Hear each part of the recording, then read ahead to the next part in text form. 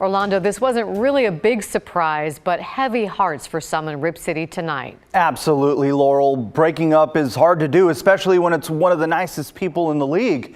But it's the end of an era in Rip City. The Trailblazers and Terry Stotts mutually agree to part ways. Stotts spent the past 9 years as head coach of the Blazers. He's the second winningest coach in franchise history, behind only Jack Ramsey, winning 402 games with Portland, guiding the Trailblazers to 8 consecutive playoff appearances. That's the longest active streak in the NBA. But he couldn't bring a championship to Rip City. They had one run to the Western Conference Finals under Stotts. 4 of the last 5 trips to the postseason have ended in the first round. A lack of postseason success and one of the worst-ranked defenses this year was hard to overcome. In a statement from the team, General Manager Neil Olshey said, "I have the utmost respect for Terry and what he has accomplished these past 9 seasons.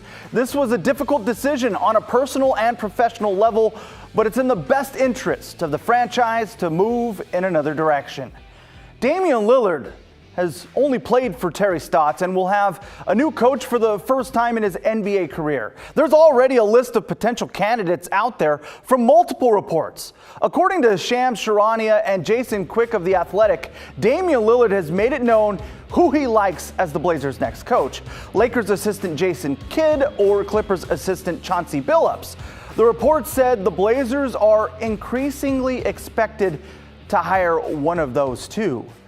Now, there's no timetable on when the Blazers will hire their next coach, but it is clear that things are moving quickly. Laurel?